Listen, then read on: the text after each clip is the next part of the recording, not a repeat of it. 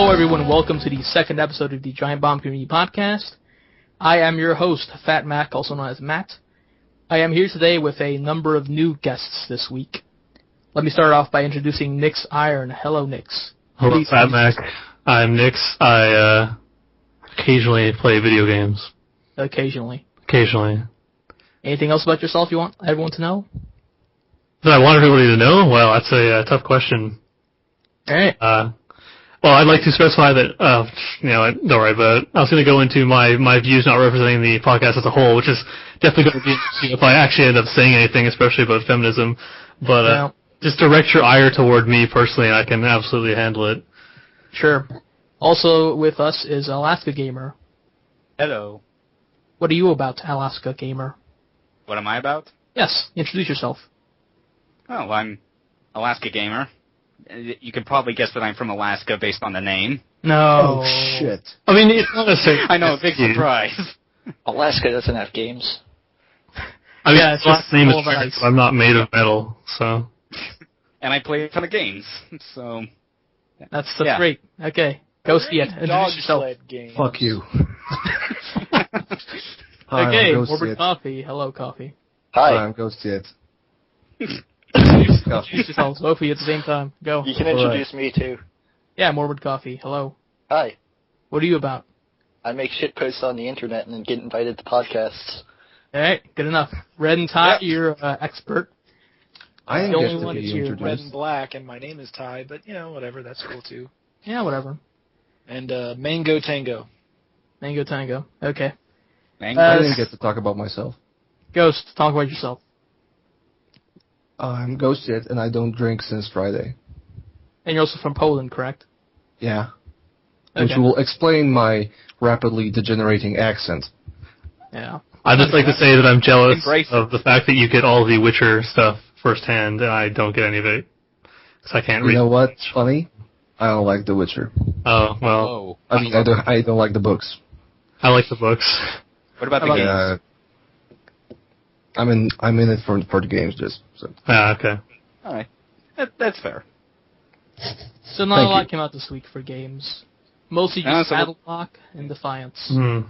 Defiance, I thought looked interesting, but I didn't play it's it. one of those games that That doesn't look particularly interesting to me. Well, I love Tryon because I thought Rift was a really excellently done MMO, and probably the only game I would consider other than World of Warcraft as worth playing in MMO space. But it's not the same team, so I can't really vouch for the quality of Defiance. I'm just wondering what will happen to that game if the show bombs. The show's probably going to bomb. I think the game is going to bomb regardless. I think I almost want it to bomb just to see what happens. I mean, I never want a game to bomb, right? But I want every game to be amazing. Why wouldn't I? Yeah, I mean, I don't mean that seriously or anything. But the fact that it's the show and this game being so heavily tied together that if one of them fails, it'd be interesting to see how the other tries to survive or hold out for as long as it can before it goes down as well. Well, it's definitely something a little different, so I'm always interested in seeing new kind of ideas in the industry. Has anyone actually played Defiance here? No. Nope. Why are we talking about Defiance? Is it free to play? Why are we talking about Defiance? It's not free to play though. It costs. So no one's played it. That's the reason. I played everyone's a little gonna play a new MMO at this point, right? Yeah. Yeah, I played a little bit of Battle Block Theater. But I played a game that came out this week. Yeah, actually I did. I didn't have any good friends online to play it with, and it's obviously a multiplayer-centric focused game, so I will withhold judgment, but the opening intro movie is really funny. It's maybe the most enthusiastic cutscene ever recorded. Those guys have a lot of... Smith, I used to know a bunch of them when I used to do work on Newgrounds.com a lot. And they're a bunch of great guys. I don't know anything about BattleBlock, but I loved Alien Hominid. I thought Castle Crashers was great, and I know, a lot of those guys are really cool. So, I've yet to actually play a Behemoth game, even though I actually have Castle Crashers on Steam and it's installed right now. Play it; it's great. It is a good game. Yeah, I'll play that with you. I'll buy it on Steam if you want. I'd be down to play it again. Cool. So not a lot of big games came out this week, so let's talk about some different games. Nix, I know you want to talk about Monster Hunter a lot, so... Well, Monster Hunter for a second and just talk about the last story, since I'm probably the only one from the world who's played it. I haven't heard a lot about that game. Yeah, it's actually I came out to like no fanfare. It was part of Operation Rainfall alongside Xenoblade and Pandora's Tower, which just got delayed for my shipping on Amazon. So I'll give you impressions of that in 3.5 weeks.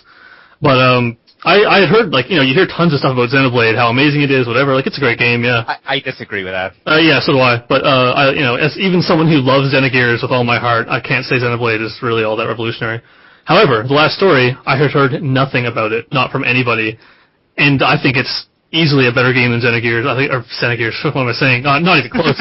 It's easily a better game than Xenoblade, and the gameplay is quick. It's really fun. The combat's really interesting. There's a lot of kind of interesting systems. The characters are good. Like, the story's a bit like generic, like, ancient alien race power, etc., etc. You get the chosen one, of course.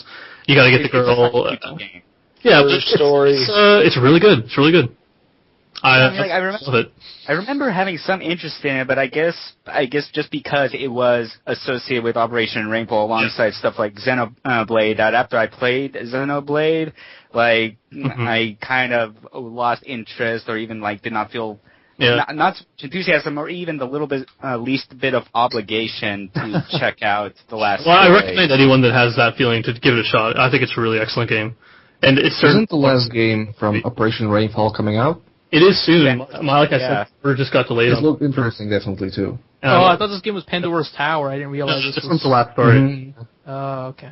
Yeah, Pandora's Tower's not... I don't know if it's out yet. Like I said, on Amazon at least, they're delaying the shipment, so... I hope. I guess it's coming out eventually. It's supposed to come out sometime this month. Yeah. I think like the 16th. 19th of April, so... Yeah. Mid-April. Yeah, I don't know. Played anything else, Nix, or just last story? I played last story, I played Monster Hunter, played a lot of Dota, played a lot of Dark Souls. Dark Souls, I played probably 300 hours of it, so I won't talk about that since... people talk about that. I love Dark Souls, but it's not last story. Yeah, no, it's not as obscure as last story. I'm trying to think of other obscure games I would have played that no one else would really have anything to say, but I've played The Legend of Dragoon on PS1, which is really good. But the voice acting is a little bit cheesy, let's say, I think most voice acting of that generation's doesn't really hold up anymore. But some of those games hold up really well. Like Vagrant Story is just absolutely brilliant, and still, like, you could pick that up today, I think you'd still be impressed. Like, the graphics are obviously PS1 era, but they still look really good. And, like, I know Brad Shoemaker always complains about, floaty vertexes or whatever, but I think it looks excellent. Art style's really interesting. It almost has a little bit of Metal Gear Solid 1 in the graphics, doesn't it? It's like pushing, like, the detail as far as it can reasonably go. Yeah, I've never seen a better looking PS1 game than Vagrant Story, just overall. And the gameplay is very cool. Although, if you don't want to carry around 15 weapons and switch them all the time, maybe not the game for you. However, to Monster Hunter. So, I love Monster Hunter, obviously. And, if you've already said. A lot of people don't give that game much of a chance, as I'm sure everyone knows from reading any comment on Monster Hunter ever, like, I see this game still looks like shit. It's like, yeah, well, it's still absolutely excellent and brilliantly designed, so I really feel for those people who don't give it a chance to play it. And, like, it's obviously dense, just like Dark Souls is, and kind of tough to get the hang of, but, like, once you're like, okay, it's not an action RPG where I'm just tapping the A button. Maybe you can kind of appreciate the design, especially like all the different monsters. There's so many to fight. Such a variation between low rank, high rank, G rank. I probably should explain what this stuff all means, right? But hang on. First of all, was this your first experience with Monster Hunter, or like how far back do you go with the series? First positive experience with Monster Hunter. I had given it a try on PSP with Freedom Unite, and I just couldn't do it. I just couldn't play it. Like, I feel sorry for you because I know. Freedom Unite is generally known as the hardest Monster Hunter 2, so anybody jumping in on that is basically asking to get their dick punched in. Still, like, the individual tutorial, I was like, this control is fucking obnoxious, I can't handle it, the camera is just killing me, the weapons seem all so slow and, like, clunky, but, like, I always, like, read about how, if you really played it, you'd appreciate it, etc. I'd watch videos of people playing in Japan, and I was like, you know what, I really want to get into Monster Hunter. I really have this interest in games like this that you can increase your own skill and not just your character skill, like in RPGs. Kind of like, because I'm looking for something more like Dark Souls and Demon Souls. And so I was like, I'm going, yep, what's up? I have a tangentially related question to Monster Hunter. Go for it. How do you feel, okay, Paul W.S. Anderson, the man behind the Resident Evil movies, already I like this question. Monster Hunter movies. How do you feel about it? I can't imagine that being anything but terrible. What would it be about? Hunting monsters? Can you imagine? Is there any big character in that franchise that? No, there's not. There's no characters. So it's like Cloverfield, but there's a giant garuga stomping through New York. So here's my pitch for the Monster Hunter movie. My brain hurts trying to think about what that would be. Slope over a field where some monsters are, feeding and gathering food, and then it, cuts to a scene of four guys wearing shitty leather armor. And the progress of the movie is them going to the tavern, sitting around, waiting for the one teammate who's being slow and messing with his box. Like, come on, John. I know what that movie would be. Guys, I'm just trying to make my mega potions. You give me a sec, okay? I didn't make enough hunt. And they go out and fight. And then John and Bill both have long swords, and they keep tripping their allies. And like, John, for fuck's sake, man, can you learn to use a better weapon because you just keep tripping us? And meanwhile, the hammer user keeps launching his allies into the air because he has no idea how to use a hammer properly. And you know what? Proceeds on from there. It'd be a great movie. So it's like an sort of a exaggeration of like the 10-hour hump you have to get past at the beginning of Monster Hunter. The horrible suffering that you go through. Considering how good the Resident Evil movies are, which they're not, it would be great. Good. It would be amazing riff tracks material. Yeah, I'll tell you what to do. Instead of watching any Resident Evil movie, there's like a montage, like a studio-made montage clip where they combine the story of all 6 of those movies into one 15-minute clip. It is maybe the best thing ever put on. I gotta check that out. It is amazing. I'll have to check that out. You go look it up, and it's all narrated by Mila Jovovich. And when they go through the whole story, it is great. It's better than any Resident Evil movie. I don't want to get too far from Monster Hunter while we're in the middle of discussion here, but there is a fascination with Mila Jovovich that I just do not understand. Really, people love her. I don't get it. She's funny and she records some pretty good music. I guess. I don't know. I'm not much of a movie guy other than The Matrix, so I'm not going to try to lend any excuse to work. Going back to Monster Hunter. Yes. Monster Hunter, yeah, it's just so I went in, like I said, already willing to put in this investment and knowing that I would have to do it. And obviously I'm the kind of guy who played Dark Souls for 300 hours, so maybe I'm already kind of tailored toward a Monster Hunter sort of interest, but it's just I thought it would be enjoyable, but I didn't know it would be this enjoyable, and it's just such a rewarding experience it's not all about getting better gear, getting better weapons. Yeah, that's fun, and you're I want to make this fire lance, and I need to kill these guys and get his parts, and make sure I cut off the tail to make the tail part of the lance. It ends this kind of greater depth to killing monsters other than just the already deep part, which is learning every monster and their behavior. I mean, the first time I killed the Great Jaggy, which, as anyone who's played will know, is the first fucking thing you fight in the game, I was oh man, I barely made it. It's such an intense fight. And now I'm out there soloing, Goldbeard, Sidious, not that he's hard, actually, but, pick an actually hard monster, I don't know, Zinogre solo and G-Rank, I could do that, and it's, not a joke, easy or anything, but it's certainly a lot harder than Jaggy, but, for me, Jaggy's that's just a normal enemy, whatever, I can just knock those things out. And that progression of the player skill is something that I'm really fascinated in, and I think not a lot of games capitalize on. Dark Souls is when you restart the game, you're just breezing through all these enemies who might have killed you in 1 or 2 hits and, destroyed you the first time you played. And it's that kind of progression that interests me in games way, way more than, seeing a whole story. But, stories are great, whatever. But, I'd rather be better at the game when I finish it than just have had a movie-like experience. So there's a time and place for both. And, I like... Coffee, you also had some interest in Monster Hunter 2, so... I have. I think I started roughly around the same time, if not before Nick's. I actually started with the first Monster Hunter Portable 2, not Freedom Unite, the very first one. And I actually got into it from the Capcom forums, if you remember the old community manager there, Snow. I don't know if anybody remembers him. I don't know how much the Capcom guy. But, yeah. No, he kind of got me into Monster Hunter because they used to have these community game nights with play with the Capcom staff who plays Monster Hunter, and he was kind of the Capcom guy, the Capcom employee that was pushing to get this franchise in the West, trying to make it popular. So I always had an interest in it, but I never had anything to play it on. So once the PSP kind of dropped in price, I'm you know what, I'm going to try out Monster Hunter. And I can't say if anybody else had this experience, but it feels a lot like Mega Man. Like, if anybody played the classic Mega Mans, where you felt... What's a Mega Man? I don't know. I'm not sure. It's jump and shoot guy. It's when you combine a man with... Apparently Capcom doesn't know what Mega Man is. Well, Mega Man's when you combine a man with honey. But anyway, going back to the Mega Man... Morbid Coffee gets my joke. Yeah. When you played the classic Mega Man games, like, it was all about learning the bosses, like, learning their patterns, figuring out when they're going to do things and what they're going to do, and then eventually you'd be good enough to not be able to get hit by the boss. Like, you feel like you get the reward of being good at the game. This whole game is basically that. It's learning the boss patterns, learning what they're going to do, learning their tells, and again, like Mega Man, you get their powers at the end, because you're fucking building armor and weapons out of them. So, but it's games like this I feel most rewarded by.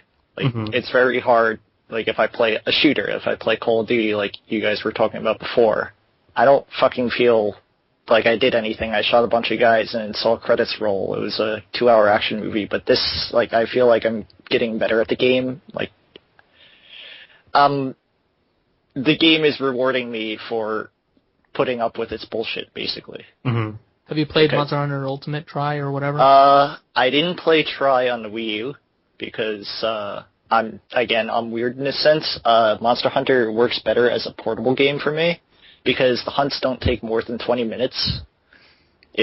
Unless you're bad like me and trying to fight Duramboros, in which case it takes 40 minutes every time. But no, it's like the perfect pick up and play game. Like, I don't have a Wii U, so I'm probably never going to be able to play this one online, but I also have an hour commute to and from school every day during the week, so I can open up my 3DS, hunt a Duramboros or Azure Rathalos or something, put it down, go to school, come out of school, pick it up, hunt another monster, put it down. So it's perfect for the commute. And I really don't know what else to say. It's a really good handheld game. It works well with console too, but my biggest problem with the console version, from what I've seen, is the Wii U version seems like an afterthought. Because if you look at the HUD elements compared to the original Try, they're really fucking shitty. I don't know if anybody I would add as a comment, just in general, like personally, I would recommend the Wii U version over the handheld version, just because of, I mean, online obviously is a big value. As much as I shit talk how bad everyone online is, like, there's plenty of good players. It's tons of fun to talk to them and hunt together. I don't personally find the HUD elements to be a problem, but like, it's not a big problem. I mean, as long as you can see your health bar, who gives a shit, right? Yeah. So, I mean, it's just a minor nitpick, because if you go back and look at Try, like, they have these elaborate designs for the HUD, and then you go and look at this, and it looks like it was just ported from the handheld. So. Yeah, I mean, like, I would love to see, I know it would never happen because of the popularity of the handheld version in Japan, because they're all playing locally, but I'd love to see a, like, design from the ground up for PS4 Monster Hunter. Like, just imagine how amazing it would be. I don't even want to think about it, it just makes me sad. But I hope that, like, Dragon's Dogma was a great, kind of similar game to that, but without the kind of addictive nature of killing monster, make armor, kill monster, make armor. Or an interesting world. Yeah. I'm trying to, so what, like, just as something else to add on here for anyone who's kind of interested in Monster Hunter, hopefully from my gushing about it or your talking about it, what would you recommend? I'm planning to play it in May, like when I'm done with school, and I'll try playing through that during the summer. So, Morbid, what would you recommend that a new player do when they want to get into Monster Hunter? Well, this is impossible for people to do unless they have a PSP and like importing games and not knowing what they're doing, but I would say start with Portable Third, because it's the easiest one in the series. Otherwise, I would say stick with Try Ultimate, because it's the second easiest until you get to G rank, where it actually becomes difficult. The biggest thing you want to do is try out every weapon, because a lot of people, from what I've seen trying to get people into the game and from what I've seen online, people generally either stick with the sword and shield and get pissed off that it doesn't do damage, or that they're sucking with it or getting their ass kicked, Or they immediately go for the great sword because, oh man, the great sword can't hit anything, right? the great sword has the biggest numbers on it. I'm going to use that and beat all the monsters. And it's right there in the name. It's the great sword. It is the great sword. Everybody wants to be Cloud Strife, like you know. Everyone's. Or like in fighting game terms, it's like everyone trying to play as Akira Yuki in Virtua Fighter because he's the guy on the front box. You want to start with someone like Kagemaru. Yeah, one of the things I really like about the game actually is that like each weapon is so different. Even like Lance and Gun Lance are such a different experience, and I would definitely recommend you try each of them. Like I'd recommend if you're trying to learn what weapon you really like pick a monster that you know and then fight him with every single weapon. Like it's going to take hours, but you're going to figure out which one you like. If I had to recommend one or two, I would say dual swords are pretty good for beginners because you can mash your way through everything, and it barely requires any thinking at all until you get to high rank. Yeah. And I mean, long swords is as much as I hate yeah. saying it, you should also probably start with long swords because it's basically the great sword without being slow as shit. Yeah, I think bow is very easy as well, very interesting. If you like a ranged character, bow is definitely where I would try first before the guns. And you can get the Kelby bow and break the game. Oh yeah, the OP Kelby bow, and you have to know about Awakening, all that stuff for that. So it's not like a noob's going to accidentally break the game. Yeah, I would definitely say you can use any slime weapon and break the game. I use the Bracky for easy farming. You know me, Bracky armor. One thing I definitely would note is that I see this online all the time, is that people don't understand that armor skills are what matters, not the armor you're wearing. And so when you've got a guy wearing 6 pieces of armor, each of which has different armor skills, he's got no bonuses, and the bonuses are so important to playing the game at not even like maximum efficiency. We're not talking about min-maxing here. That's for charms and decorations. But like just to even be competent, like you could have evasion +2, and this guy's got nothing. He's just taking more damage, got low resistances, etc. Definitely pay attention to armor skills. Look at build your armor based on the skills, not on anything else. Would be that's from I read that in the that great Monster Hunter Beginner's Guide by Culty, which I definitely recommend people pick up if they're interested in getting into the game. That's like $9 to PDF. It's worth $9 definitely for their hard work. Don't be afraid to use a wiki. Yeah, I say the same thing for Dark Souls. Use the wiki because I use the Dark Souls wiki a lot when I was playing the Dark Souls. I guess for me, what I'm expecting sort of going into Monster Hunter like a month from now is the only experience I've had with Monster Hunter was the demo for Tri-Ultimate, and right now I guess I'm already past the first step of trying out every weapon to see what works because I am now just from messing around the demo I'm very used to using the long sword. Yeah. Anyway, so let's try to move this on since we don't want to talk about Monster Hunter for 4 hours. And let's Thief. Since you've been hearing me rant nonstop, Thief is a game I have nothing to say about, so everyone else can just go wild. Yeah. Thief. Yeah, basically me and Ghostia. Yeah, I don't like anything. I'm talking as a diehard fan of Thief. I'm skeptical, but not super negative about it. So, Ghost, what is it you don't like that you're seeing that you used to love from Thief? Well, maybe we should first talk about. I just first want to get out of the way that trailer that came out last week. It's just I could first get out of the way that no Stephen Russell voicing Garrett is a major disappointment. Even I don't like that. Yeah. Go ahead, please. I know Stephen Russell's voice kind of aged, but he had in 2011 he voiced fucking thieving characters in Skyrim. Yeah. He's Mercer Frey and the other guy. Truly a fall from grace. I don't understand why. And he sounds fine. Yeah. There's absolutely no reason to replace him. I can get why they may have replaced David Hayter. Yeah, because if it's in the 80s and Big Boss is getting older, then it would be about time that they got Richard Doyle or the guy that voiced him at the end of MGS4 to start voicing because it's getting close. But this is a plot reboot. Yeah, I mean, it's still the same universe. It's still supposed to be the same Garrett because it still looks like he does have the eye from the end of Thief 1. So but it's not like kind of weird, magic-y. So even though they're totally trying to downplay the magic, the sort of mystical elements, and going for like a plot sort of setup that it feels like an unfortunate coincidence because of Dishonored last year. Yeah. Like, exactly. I don't really like anything about what was revealed so far because the art style reminds me of Dishonored way too much. And this is not a compliment because I think that Dishonored looked terrible. I like the look of Dishonored. I like Dishonored too. Well, it was kind of cool personally, but the faces were a little weird. My problem for with me. Dishonored was that they really tried to play that very Bioshocky angle, and then it fell completely flat. I just don't like that this looks like a clone. B, I hate the fact that they're... I think the Thief series have one of the greatest lores in video games. Yeah. I can agree with that. There's some great worlds. Fascinating world. Yeah, exactly. It's kind of a weird mixture of clockpunk, steampunk, dieselpunk, etc., etc. And it has some cool magical, mystical elements. And throwing that out the window is just stupid, especially since they said that the plot is going to be concerned with a plague. Yeah.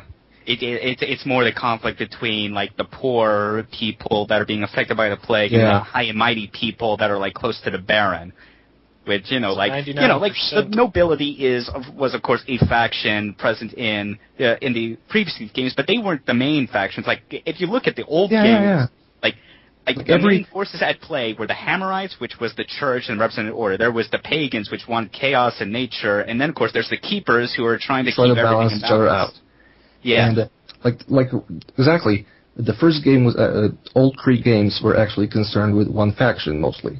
Yeah. Like Thief 1 was about the pagans. Thief 2 was about the Mechanists, which was an offshoot of the Hammerites. Yeah. And Deadly Shadows was about keepers. And the weird thing is, Deadly Shadows ends in such a way that it sets up a Garrett-centric game in a really cool way. So I just don't know. Because I mean, like, well, I don't know. Like, obviously, like Deadly Shadows has been up for like so long. It's been a long time. Might as well just say what it is. That, like, at the end of Deadly Shadows, after defeating stopping the keepers from whatever they're doing, like Garrett's pretty much revealed to be the only true keeper. Even though he's tried so hard over the course of 3 games to like not be associated with those people, even though they trained him to be as good as he was. So, and he also takes on an apprentice. Right. That would have been more interesting if he was the mentor and whoever that apprentice was at the end was the main character. But instead, it's like, it's Garrett. He's been gone from the city for a long time, and he's back. And well, imagine the drama if it wasn't Garrett. Like, there's just no way they could do that. I don't know. It'd be worse than the DMC nonsense. I'm just talking. There were so many ways to make that 4th game without alienating the core fan base. Yeah. And not killing all that story. Like fans, like people who are fans of the Thief games, they like the lore and can understand, based on the ending of Deadly Shadows, why it would make sense for, I guess, Garrett. I absolutely agree, right? But fans of the series are not who are going to buy the game in the millions, right? I just don't understand why this is a plot reboot. I don't see how this game benefits in any way from rebooting the plot. Well, I think it's just coming in from the outside, so I've never played a Thief game. Yeah, but with these reboots, they just try to introduce everyone, as many people as they can, while not trying to alienate the Thief. Right, but this is really this is reminding me of Syndicate. Yeah. But I think that's the point. It's more like DMC, I'd say. Justification for bringing the Syndicate name into a FPS. That's sort of different because Thief's not becoming something else. It's supposedly probably going to be first person. Yeah, but that was a crazy shift is a very niche game. Mm-hmm. This is one of those cases where let me talk. This is one of those cases where if they didn't like reboot it and try to restart it and get a whole new group of fans, they wouldn't have made anything at all. Yeah, that's what I'm trying to say. Thief is just not a popular enough franchise for them to make a Thief 4. They'd have to reboot it, or else I don't agree. It'd just be an interesting niche. Only because Deus Ex came out 2 years ago. Yeah, and the thing with Deus Ex is like obviously like the Human Revolution it takes place before the original Deus Ex and it's got a much different looking style. And Deus Ex 1. But like I I had no problem with the style they came up with for Human Revolution, if only because, I played Deus Ex and like it, but the style and look of that game really did not stick with me compared to something like Thieves, which is what really disappoints me with them going for such a different tone, and it's not something that, but thinking about it would be enough to completely turn me off of this new game, but it is disappointing that they are just kind of eschewing it. If the one thing I should be conscious about is wondering if the level design is going to be something that'll be great. If it'll not, because Deadly Shadows, level design in that was small. It was a step back. It was console based, right? So it was designed way down for that. But where the tech is now, they could afford to make levels on the same. I would hope that they could afford to make levels on the same scale as those games were back in 1998 and 2000. Has it been confirmed for next gen? Yeah, PS4 and other next generation consoles, as the trailer says. But and then so we did talk about the trailer and the change in style. But as far as impressions go, I would recommend people go on Rock Paper Shotgun and look at the impressions article that they wrote up for the game, because the guy who wrote it, I liked it just because he came from pretty much the same perspective as me, as someone who is a big Thief fan, and from the sound of things, it seems promising on the gameplay front, so as far as stuff like dynamic shadows and use of fog and stuff like that. But of course, things as we talked about, the change in style and all that stuff is worrying, and then some gameplay elements, much like Human Revolution, going into third person at times, to scale a wall, which their reasoning was, well, if you were climbing a wall in first person, you'd just be looking at the wall, which is dumb. But that's you would not be looking at a wall if you were trying to climb it in real life. You would be looking up at where you are trying to climb. So that was kind of a bullshit comment on their part. I mean, the third person stuff doesn't really bother me that much. I'm just curious. I just don't understand the way they approach the reboot, because I know. Okay, I can get that they want to bring new people into the franchise, but at the same time, making the protagonist Garrett, but also erasing everything that made him Garrett makes no sense. Yeah. That is, his backstory is probably different since there are no keepers. His voice is different, so why is it? There's no real ideal way to make a reboot that satisfies anyone, so I'm not really sure. But again, I'm definitely more interested in playing a new Thief than a Thief 4, because I don't want to spend a lot of time just learning about what Thief's all about. I'd rather just go to the new one. That's another thing. It's not like there's a huge depository of lore that you would need to get caught up on. The thing that makes it good is not that it's so dense with stuff, but the fact that it is vague and kind of taps into your imagination. The city. The primary location throughout all the games is almost is a mysterious entity in and of itself, because, I think it's as Greg LaPiccolo once said when talking about it, was that the Thief, the city in Thief was meant to be they did not give a full map or layout of every district and place in the city. They did not give what boundaries it was. You kind of make the boundaries of how far does the city go, and how much past that is the wilderness and everything else in the world. Because plot-wise, we could probably sum up all three games in 6 sentences. So this is not really the game's plot is very dense or complicated. It's really about the unique world, and it's really mysterious and enticing. Yeah. Well, we'll see what the Thief has to offer us when it comes out. But I just unfortunately, as sad as it is, it's not realistic to expect them to come back this many years later with an actual compelling. Oh, I know. Story. I mean, I wish it was, right? I love games that are complex, and it's. Yeah, but given the way that Deadly Shadows had ended, and because of how much time has passed since then, I would have thought it would be likely that they had just completely made a new character or something. But just rebooting and still having it be Garrett is. But not Garrett. Yeah. Yeah. Garrett, but not Garrett. Yeah, still has the eye, and it was not Stephen Russell's voice, and got a mechanized bow, so I guess that's kind of. Oh God, more bows. That's what we needed. Bow. Year of the bow. Confirmed. The only kind of bow I wanted is a BOW. Moving on from that awful joke. Psycho Resident Evil 6. No. I loved it. I thought. Please, no. You already talked about it. It wasn't that. You already bad. talked about Monster Hunter. I thought it was better than Resident Evil 7, actually, overall. Leon segment was really great. Ada segment, I don't know, people said it was great, not that great. Chris segment, totally fine. I don't know. I thought the enemies were really, really fascinating. Really. Let's talk about Runner 2. Let's talk about Runner 2. It's like Runner 1, so sell me on Runner 2. Okay. It is better than Runner 1. Yes. All right, awesome. Good. The thing about the Bit Trip series is, I'm terrible at rhythm games. I like Rhythm Heaven Fever, etc., but I'm not good at those games because they are purely about rhythm and the music, and I don't have a sense of rhythm. And the Bit Trip games are also heavily about rhythm and feeling the music, etc., but there's enough arcadey visual cue stuff to make it bearable for someone like me.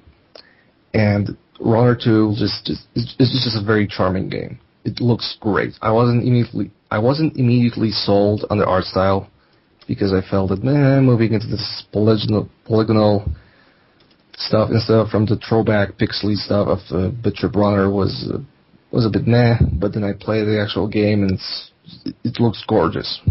It's also just a lot more varied in terms of the art they show you than just the one kind of gray pixely thing in Runner 1. I think Runner 2 aesthetically is really pleasing kind of across the board. Yeah, I wasn't too big a fan of the weird 2.5D. I hate that term, but you know what I mean. Like the look of the first one.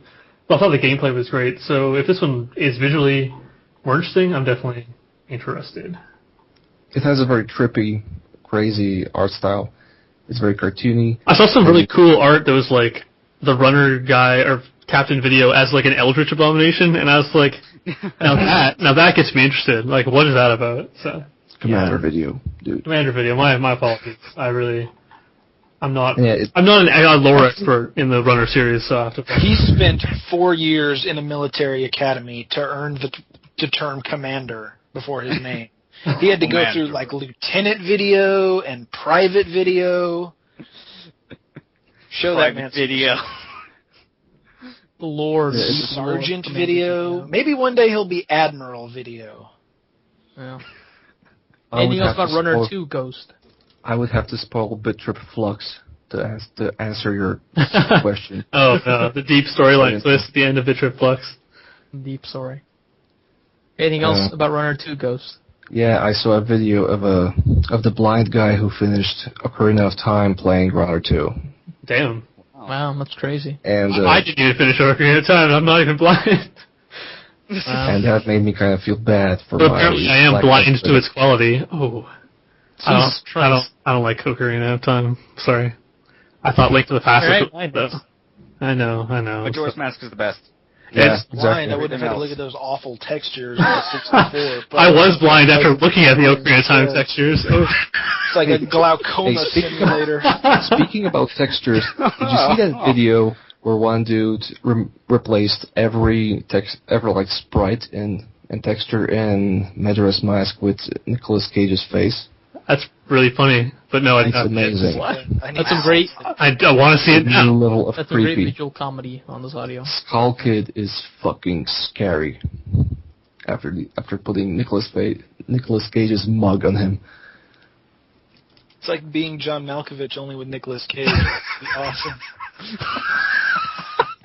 Wait a second, I need to call Spike Lee. I got an idea. Or Spike Jones. Spike Jones. Yeah, Spike Lee would be. Spike Lee would also be cool to do. Sure. Yeah. Anything else, Ghost? So that's Runner 2? I played the cave. It sucked. Yeah, I did. Good run. Yeah. It's bad, really. I was looking forward to it as a co-op game with my girlfriend, and my girlfriend doesn't play many games, but she's like, this game is not well designed. I was like, hey, you're right. It's not. I thought it was okay. I think it's one of those things like Heavy Rain, where you're kind of supposed to play it just one time, and like the experience you have is the experience you have. Yeah, but the problem was David Cage. I didn't even want to play it that one time. Yeah. With Heavy Rain, at least I got through it. Yeah. The writing isn't really too strong. Bag of shit, so. It was fine. That too. Heavy Rain. Oh my god! But it was fine. Whatever. I'm gonna stop talking about Heavy Rain. I hate it. But go on, Ghost. The Cave has the problem that the gameplay is not good and really annoying. Like the jumping is very shittily made, and you have to do with tons of backtracking. And B, the writing isn't strong enough to justify you playing it. So it's not even like, you slog through a game to know what's next. There's nothing really compelling about it. I don't know. I liked kind of that they were taking like the point and click kind of inventory not management, but like inventory, like using your inventory and collecting stuff and putting it in more of a 2D kind of. Yeah, but it becomes such a hassle to bring some items with you, right? Yeah. At this point, And I really like the idea of each character having a special ability to overcome certain obstacles, but unfortunately I only really like the idea, and it's not actually implemented in any sort of compelling way, I thought, at least. It just seems like they did that to kind of introduce more people instead of kind of bringing in the people who just want to play another point-and-click adventure game. Seems like It just not like made well enough. Yeah, I haven't played it, so I'm not going to defend it. But I think if you could make your AI characters pick stuff up and then automatically follow you, yes, please, that would make it a much better game. But it felt like a genuinely different experience, though. Yeah. Yeah, so just eating a shit pie. Maybe for you. Maybe for me. Actually, no, I'm used to it. I play Japanese. Would you like some breast milk on the side with that? No. Okay. No. I don't see the problem with drinking breast milk. Whatever. I don't want to do it personally. Right now. Yeah, we're not talking about this at all. Okay, Ghost. Yeah, let's. Is that all you've played this week? Yeah, I dabbled in a bit of Lego Batman, but that doesn't count. Probably not. Yeah. Red and Black, what have you played this week? So I played Terraria for consoles. Terraria? Yeah, commonly known as the 2D Minecraft clone. Yeah. I call it Final Fantasy. So I'd never played the PC version, so I wanted to give this a try. I played both versions of Minecraft, and I liked them. I didn't love them, but I wanted to see what this was like because I love 2D platformers. And I don't like this one very much. It's not really a 2D platformer if you think about it. No, it's not. I mean, the thing about this one is there's a lot more kind of moment-to-moment goals, and there's stuff to fight and stuff to collect and stuff to kill and stuff like that. But all of that stuff kind of just gets in the way of your trying to build whatever it is you're trying to build. Like, I'm trying to hollow out this hole and build a house underground, and there's all these worms and eyeballs and crap flying at me. It just got in the way of trying to build anything. I thought the UI, like the menu system, was just completely just awful. I couldn't keep track of all the stuff I was making, and the leafing through the different pages was. Did you play on console? Sorry to interrupt you. Yeah, no. This is all strictly console. Yeah, sorry, go ahead. Here. The way the inventory management and all the menus and stuff was really just, I thought, bad, and I really didn't care for it much. It doesn't have, I think, my favorite moment in Minecraft, which is actually not building anything, but just staring up at that huge glowing cubist sun. And it just makes you feel like I am in the world of video games, like this is another world. And it doesn't have that moment. It keeps the sun, I think it keeps the sun on the screen at the whole time to like remind you of the day-night cycle. But there's nothing as cool as just staring up at that big glowing white cubist sun that I just love that. I think that's a legitimate complaint then. It is in third person, so I don't know. Well, no, I mean, I know it's, yes, you're right. So it's not the Minecraft experience you wanted? No, it's not the Minecraft experience I wanted, nor was it the 2D platformer experience I wanted, so it was pretty much a disappointment. That's a shame. Yeah. So, but then since that left such a bad taste in my mouth, I looked for something else to play, and I found this game, Gianna Sisters Twisted Dreams. Yeah, that game's awesome. Yeah, that game is... underrated classic. Just it like really classic. Is. No, it is... It's very classic, it is. Gianna Sisters classic. Stealing Mario Brothers. It is now. Yeah. So, in box. Well, so I didn't. I mean, I never had a Commodore 64, and I never really. I didn't know anything about it other than what I'd read. So they have apparently moved on from stealing, just like straight up copying Mario Brothers in every. That's in good every, of them to do. Yeah, thank God. Or have ba ba in the music the whole time. Yeah, the best parts of every platformer made from the years like 1993 to 1998. Like, it has this cool light-dark world mechanic. Yeah. I thought the visual transition was one of the coolest things I've seen in a long time. It's just so huge. Interesting. And the thing is, the load times I noticed were like really long on that game. So it makes me think that basically they were just loading in those two versions of the levels like at the same time. Yeah, as a PC player, I can't really comment on load times, but okay. Well, yeah. But that's what it felt like. Yeah. It really is like they took like Donkey Kong Country. Okay, we got two characters. We'll take that. Sonic CD, the kind of future past and the way that changes the levels, like switching between the two. We'll take that. Like what was that kind of Ikaruga style Metroidvania game, like Shadowgate, Shadowland, Outland maybe. Outland, yeah, Outland. That's Outland. a cool game. Yeah, I want to play that game. Yeah, I played it as well. We should play it and then talk about it. I still got that on my download list from PlayStation Plus. I've still yet to download and play we still play it, 'cause apparently it's really good, and I'm really interested in checking it out. It is really good. It's also like 3.5 hours long. We can, I'll go through it in a day. But it's great. It's a downloadable game, so that's fine. Yeah. Yeah. Mm-hmm. But if you like 2D platformers, I mean, I heartily recommend that you play this Gianna Sisters Twisted Dreams games. It is the music. I love the music too. The way that it has those two different versions, the kind of like guitar version and then the more like synth version. It's switching between the two is really really cool.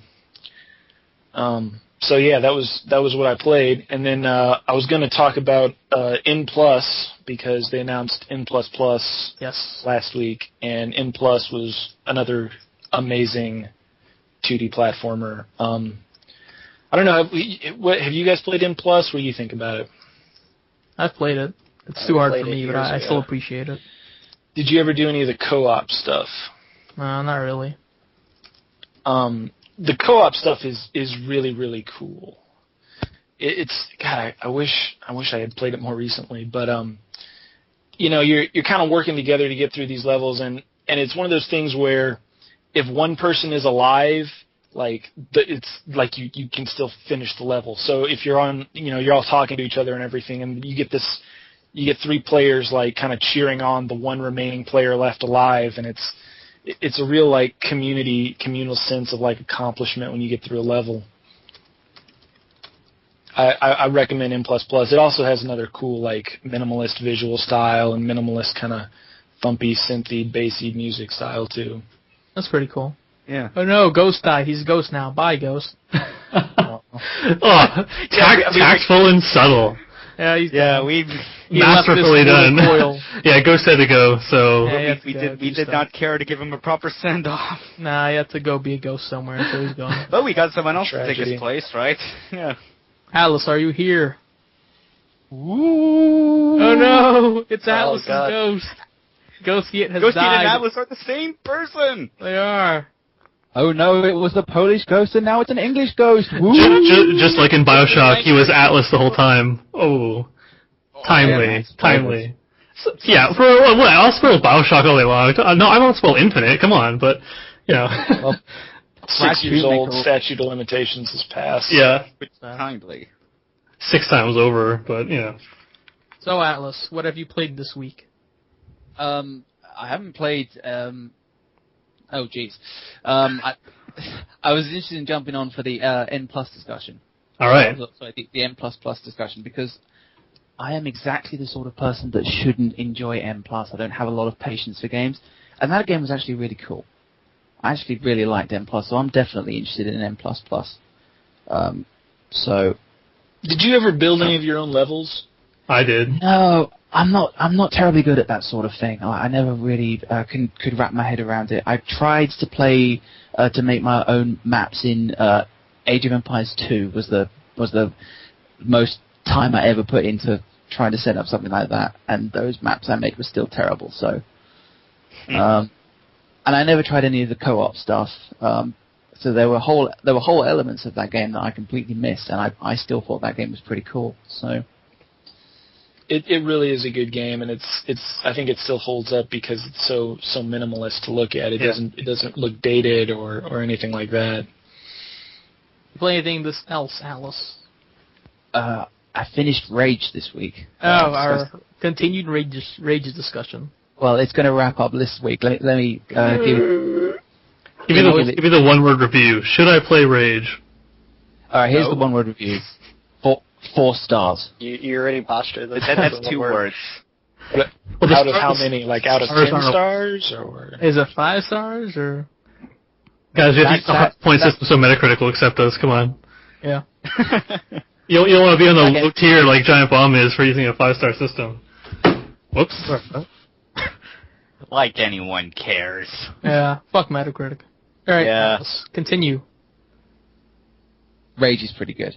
I don't know. I thought Rage was a good action game. I didn't. That certainly wasn't a game that is particularly memorable or set the world on fire. But the ending really did. How'd you like the ending? That's what to say. Yeah, it kind of. It wasn't kind of terrible. It didn't have. I wasn't shaking my head or anything, but I was just kind of like. There was just a little feeling of like, really? I mean, they never put that much. That's not a game that put any sort of real effort or gravitas into its story. But boy, did that feel rushed.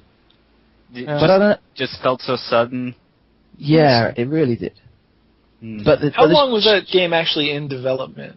Did we ever get a good? Probably a long time. It seemed like it. Definitely before Borderlands. It depends if you also count how long it took for them to. That was sort of the game to show off It Tech 5. It Tech 5. Yeah. Yeah.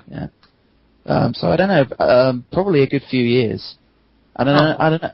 I mean, it had to have been starting before Borderlands 1 because that was the sort of thing like when it was coming out, like just like the sort of comparisons in style were starting to come up, and that was kind of being a bit of a detriment to that game. Certainly. I think Borderlands 2 had Borderlands had something else going for it with its slightly different art style. I mean, Rage is just. But it was still. I mean, even Borderlands ripped its art style off of another guy. Yeah, I'm not saying. I mean, like Borderlands 1 was cel shaded, but still, like the locale was just a bunch of sand and dirt. Like it was a wasteland. I was about to say all of these games ripped off Mad Max. I mean, yeah, if you want to get real simplistic about it. Yeah, in Rage. Yeah, but that was the most recent thing that everyone just latched onto when making comparisons. I get and the sort of similar thing with like Dishonored and Thief. That is a bit unfortunate that like Thief's setup has unfortunate coincidences with like the setup for Dishonored. Or Deus Ex in a beehive. You're really off the games today, next, really. Yeah, I know. So, Atlas, what's your reaction to Rage 2 being cancelled? I actually didn't hear about that. Is that a real thing? Yeah, Kotaku ran an article. Kotaku ran a pretty good article on the state of id and how they're having good articles. Yeah, really, actually, they had in-depth on id and how they're struggling to make Doom 4 and how they couldn't make Rage 2 since there wasn't really a lot of interest for it and a lot of internal backlash about it. So yeah, actually, after I finished Rage, I did look into a little bit. By the way, excellent song that plays over the credits to Rage. I really enjoyed that song. Which song is it? Or is it just a song, or is it a licensed song or something? You had to put me on the spot, didn't you? I have absolutely no idea. I just thought it was good. It's Burning Jacob's Ladder. You're not gonna fact check it? I just fact check it. It's Burning Jacob's Ladder. You just ruined the podcast now. No, don't worry. My love of Xenosaga already ruined the podcast hours ago. And I think one of the games I'll be talking about may just ruin it even further. I'm holding Xenosaga 1 to 3 in my hands right now, cradling them gently. Where is that game out, Alaska? I think you know. I know what it is. Test episode. What is it? Hyperdimension Neptunia Victory. Right. Yep. The game everyone's talking about this week. That's right. Everyone, as in me. How is that dumb game? I'm kidding. How's that? Shut you guys down. Sega consoles or whatever. I don't know. I'm going to ignore the part where you said dumb. How is that game? It's fun. It's charming. It's endearing. It's like so. I was definitely looking forward. I was definitely looking forward to it, and just because like Hyperdimension Neptunia Mark II, like the last game was surprisingly decent compared to the very first game. But while I did like it, while I did like Mark II, there were things about it that I just knew that I could not in any way really recommend it to most people just because of the weird sort of depths and subject matter that the humor goes into. Well, I mean, like Mark II had straight up had a really, really terrible pedophile character. I'm not surprised about that. At the slightest, I'm not surprised. Which is like, we're continuing with that, like, the very, like, the main characters, like, the characters on the box art for Mark II were all lollies. You know, they were all basically, like, pre-adolescent. Whereas, this game kind of goes back to, like, the main characters being, like, not all lollies. I mean, one of them is certainly, but... Like, one of the girls is obviously the oldest and has gigantic knockers. So, there you go. Anyone that's been listening to this probably turned it off on that. I need an adult. I need an adult. Wait for this. But like, that's the thing, because the writing stuff in Victory, I think is actually like pretty good. Just the localization of it, like it's not delved into that weird, creepy pedophile territory that the last game did. But no pedophilia means it's good. So the fact that it oh my god.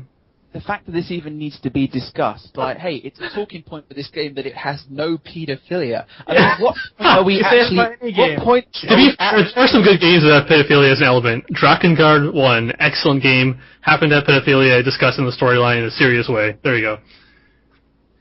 Although people might disagree that Drakengard is excellent, but okay, let's all go. I mean, the game itself is, but everything else about it is actually really good. Like the gameplay is pretty decent. Like it's not the best.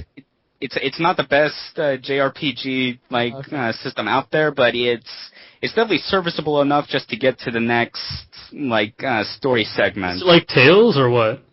Well, I heard it's something like Tales, like back when Mark II came out. The way I describe it is like it is turn-based, but you're moving your characters around like in a circular arena. Oh, is it like Valkyrie Profile 2? Something like that. I don't know. I never played that game, but it's like you move. It's so good. You take turns moving your characters around on the battlefield, and then when you get into attacking enemies, it's like. You press different buttons to create combos. Like you have rush attacks, which are all multi-hit. You got power attacks that do a ton of damage, and then you have like guard break attacks, which don't do much damage to health, but like cause the most damage to the enemy's guard. And when the guard meter is down, you do even more damage. And it's like It's pretty quick to get through. I mean, like there's a button that you can just hold down the L2 button to like skip through all the animations if you really want the battle to be done quick. But you play any other game that anyone cares about. I'm interested. I'm not done yet. But I played the first 3 hours of Mark of the Ninja. That game is kind of cool. That game is. Okay, there's another game. There's another game I have been playing. Happy now? What is it? Japan Mark the Ninja. number 2. Oh, Mark the Ninja? Yeah. The game's awesome. Yeah, it is. Yeah, it's like I started playing it on New Game Plus. I am having way more fun with that. I mean, that game was already great to begin with, but I am having way more fun with it now that I'm playing it on New Game Plus. I don't know, guys. There's not just one 12-year-old girl in Mark the Ninja. Like, how get interested? What's the point of being? If I can't stealth myself underneath? Fucking kill me. I so wish there was a way to cut other people's subscribe. Maybe you would just let. I don't think I've actually played a game with a 12-year-old girl in it ever, but I don't know. Great. Thanks for saying that, Nick. I guess really choose a lot of girl in it, right? How old's Kime's sister? I don't know. Whatever. Back to Mark the Ninja. I suppose the thing about Mark of the Ninja that I was prepared for was for it to be a really well put together stealth game, and that absolutely seems to be the truth. I mean, there aren't that many games that I've played that give you as much information in as subtle ways as Mark of the Ninja does. It's all stealth games have to be built on all of these well, not crazy systems, but all of these dense systems. And I think Mark of the Ninja goes around tackling that in a really clever way. I'm super early, so I probably haven't seen too much of what that game has to offer, but initial impressions certainly very positive. It also gives you, as you go through, you unlock these different costumes and different like traps and stuff, and it gives you a whole bunch of different ways to play the game. Like you can play a game like more like I'm gonna pop out and stab somebody. You can play a game more like strictly using traps and your items to get through it. It's a really, really well done game, and there's a lot of different ways you can play it, which is something that's not usually the case in a stealth-focused game. Yeah. I'm just about to get to the point where I think I'm just about to get to the point where that stuff properly unlocks. I haven't unlocked a costume yet, but I've started on. I've just literally the last thing I did before I put it down was buy some of my first upgrades for how am I going to sort of kit out my ninja? What's my way I'm going to go around playing that game? How long is that game? Just out of curiosity. Pretty decently long. Yeah, it's good length. Maybe 5 or 6 hours. It's got a really good story, and I think it has a great ending. I'm not spoiling anything by saying it, but I love the ending. Ending is pretty neat. Yeah. Well. It was a nice twist. It wasn't impossible to predict, but it was good. Yeah. You're not playing that game for the story anyway, so. Yeah. I love the story, and I thought the cutscenes were really well animated and really cool. Yeah, the art style is definitely pretty great. Yeah. Talking to Dimension Neptunia for the story? Come on.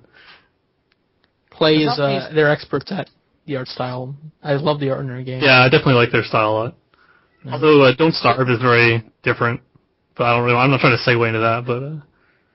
So my feelings on Mark of the Ninja. So I had only recently started going through New Game Plus, but before that, I had just been near the end of last year, I just played through the main game, wasn't too concerned about getting all the different seals and scrolls and getting the highest score possible. I just wanted to get through the end, and so I could put it on my Game of the Year list, and it was still a really great game. But the thing I came away with was this game does pretty much everything that the first two Thief games did. I know we're bringing Thief back up again, but it's. I wish that you could have turned off all that on-screen information without it being relegated only to New Game Plus. I feel like that game just really threads the needle between being legitimately challenging and near trivializing the actual game, where it's kind of I know. It's a game that's brilliantly designed, right? Like I was talking about earlier with Monster Hunter. It's a game that's so tightly designed and so well designed that you become better at the game as you play it, right? And but in Thief's case, all that stuff that Mark and the Ninja did, Thief 1 and 2 did that. No, I know. I agree. Thief was also back then, but they did not clutter up the screen with all these vision cones and sound waves and all this other bull crap. It's all you really had was a very minimalist HUD. The thing that gave you most information was the excellent use of sound and the light gem at on the bottom center screen, which told you how well concealed you were in shadows. Yeah, I definitely agree that they should have enabled it for the first time playthrough if you are interested in that. Definitely, because that was to be pretty. Well, it was pretty subtle and well done, but I believe the developers actually made a comment in an interview about that, how they intentionally didn't let you turn it off because they didn't want someone to I don't know, find it too hard. I just don't understand. But yeah, I don't know, but if there's one thing I do get them credit for not going into the direction of having the information trivialize the game itself. Was that they took a bit of your main character's point of view into effect. You didn't you had to push up against the door in order to see what was inside the room instead of knowing what was already in there. But in New Game Plus, I definitely because not only does it get rid of the vision cones and the sound waves, but it also does not let you see what is behind your character. That's cool.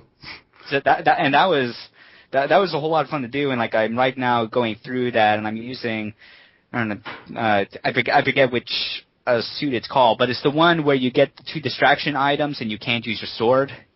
and you can without stealth any sound. Yeah, I use that one as well. It's a very fun way of ghosting through the level because you can just like run through and not have your sounds like distract or like draw enemies to your attention. There's a real sense of accomplishment when you like move through that game, like move through a level in that game super fast and are undetected.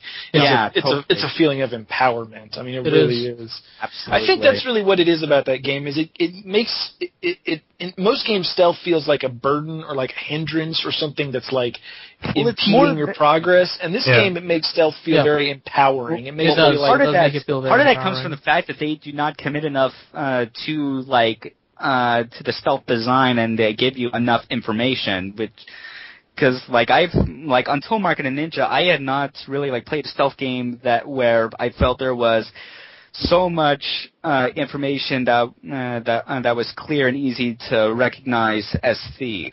You know, because Well, the one thing that's also nice is if you get caught, it's not game over, right? If you get caught in Metal Gear Solid, and you're planning to play stealthy, you're going to restart. But in this game, it's you don't have to. You can't really restart. I always restarted when I was caught. Yeah, I always restart. But the thing like Metal Gear 1, that's on one end of the spectrum where most of the time you're just looking at the mini-map because all the information is there. You're not even paying attention to what's actually going on. Whereas another game the original Deus Ex, people obviously the gunplay and that is terrible. Most people opt for stealth, but the stealth is not that great either. They do not really give you that much. They do not give you the same level of information compared to something like Thief. Yeah. But which is what really amazed me about Thief, especially because I don't have any nostalgia for that game. I played it when it first went up on Good Old Games last year, and it was really eye-opening and amazing that it was still as good nearly a decade and a half later. And really? Market and Ninja, I was this is a well-designed stealth game. It makes really smart decisions, but the idea of this information overload, I am somewhat worried that it would set a precedence of people focusing too much on that and then designing the game around that visual information. But, playing through New Game Plus, I'll be, I'm glad I am now playing what I think is the real version of Market and Ninja without any of that stuff. It's good to hear about Market and Ninja. I just want to say that it's really interesting to hear Alaska say that you got into Thief relatively recently, because every time I hear somebody shouting about or singing the praises of the Thief games, it always just sounds like just some grognard people I was playing PC games in 2000, back in the day stuff. To actually hear 2000 being back in the day, right? Yeah. But it was it just really amazed me because I had already, I guess other stealth games that I had played a little of before, way long ago, I remember playing the original Splinter Cell, and I do remember that being trying to stay in the shadows, take out lights, all that stuff. So that was not surprising for me that those concepts were in Thief. But it was the part where I was amazed at just how well it was done. And again, just the amount of information they got across to the player without, so much visual stuff cluttering up the screen or anything like that. Yeah, those night vision goggles were real subtle. Yeah. I love. Anyone else have any games to talk about this week? Or one last thing. Games.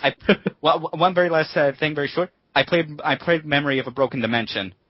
Game is pretty weird and interesting. I don't know what that is, but okay. Yeah, it was on Professional Fridays, Jeff played that. That was the weird black and white glitchy looking game. Yeah, I really want to check that out. It seems like a really fast game. It actually took me quite a bit of effort to find the version that Jeff was playing, because if you actually search Memory of a Broken Dimension, one of the first few links you'll find is for the site that has the game in Unity Player, but it's only the very, very first version where it's just that text. Jeff mentioned that you had to get the version off his Twitter, right? So yeah, so I had to do some searching on the guy's Twitter account for the link. I'll get the link and I'll post it along with the podcast. So yeah, I want to get t-shirts. People need to play it. It's very interesting to say the least. Watching that game be played kind of made me go a bit cross-eyed. Yeah.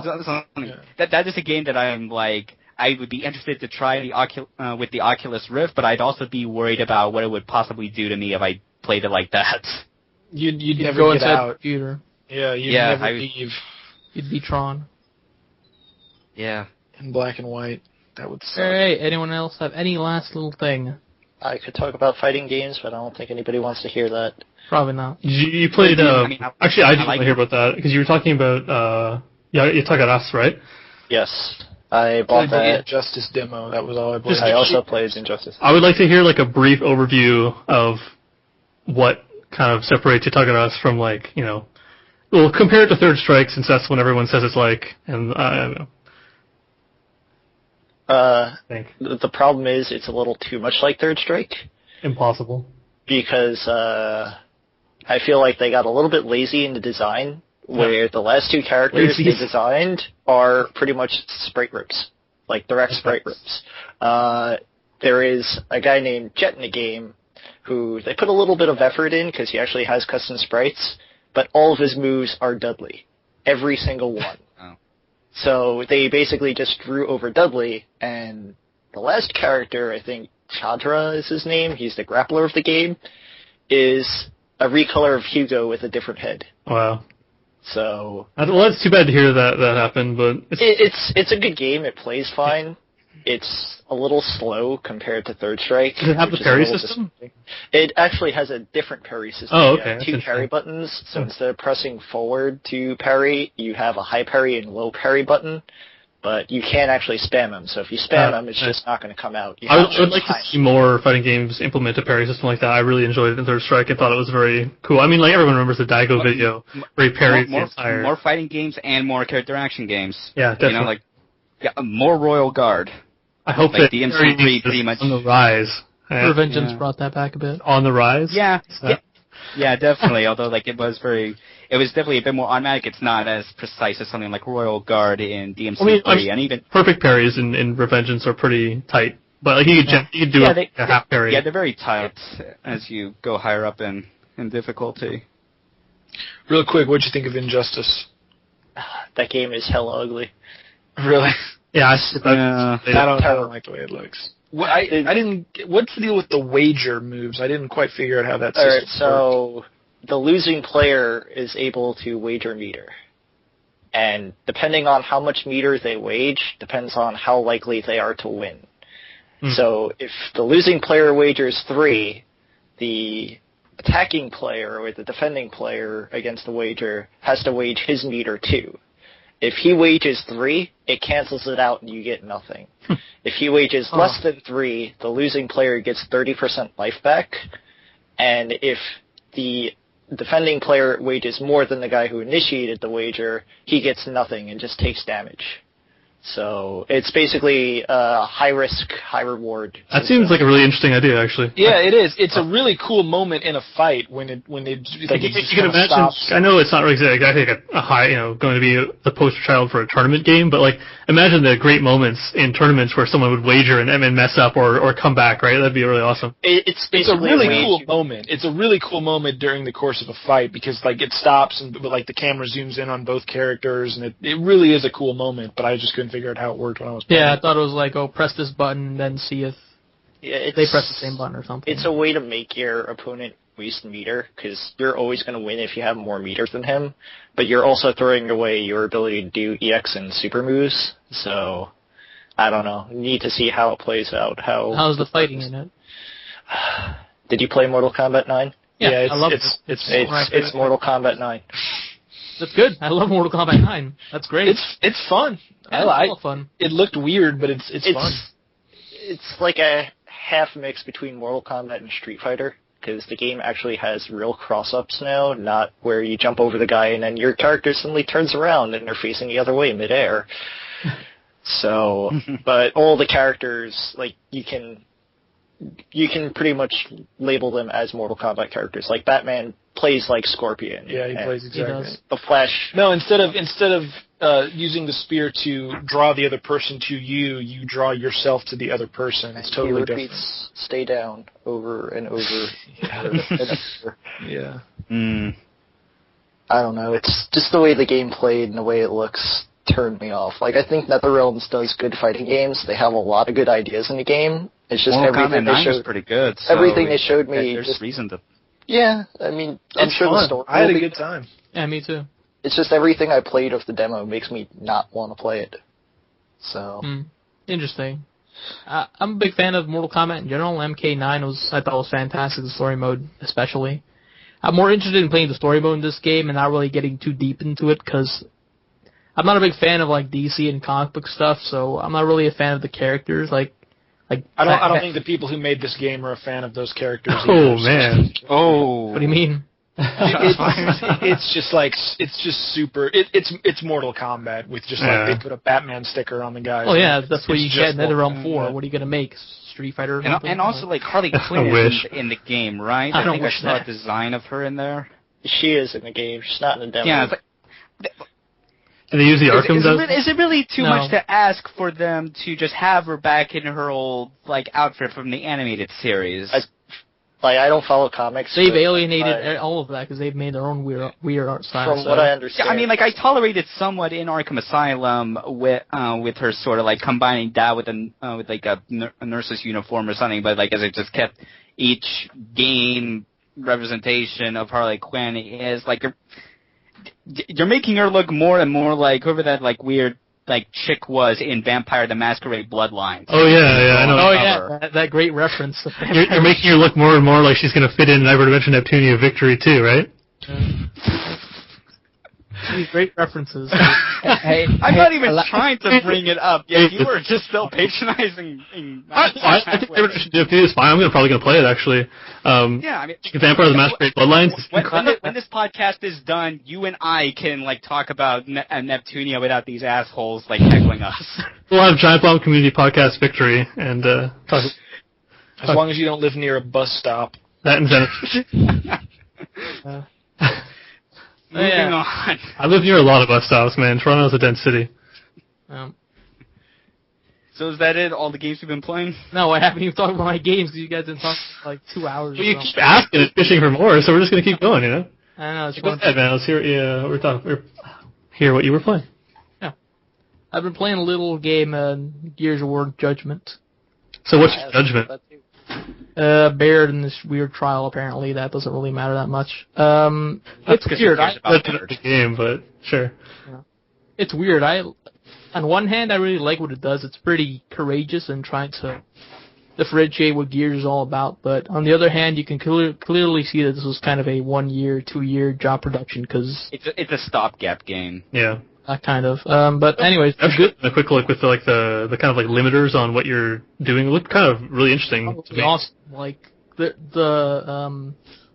declassify. Like in every level, every section, you get an option to declassify, which basically gives you different objectives or different conditions to beat a section. Like one, you can only use pistols, or another, you can't see that well, or another, you can't regenerate health. That seemed like a really cool idea. Yeah, I really like that idea, especially with the story relation, right, where they're revealing more about the story if you take those declassified things. I thought that was like just fascinating. Yeah. Overall, it changes up how Gears plays because usually people don't play with pistols, and your vision goes bad in certain sections. Like vision is deteriorating in the section, so. It changes up how you play Gears and overall how it all works, and it's really interesting and fascinating. Also, the game kind of works as a arcade game, kind of where you want to get as many stars as you can, and doing the declassified stuff definitely helps.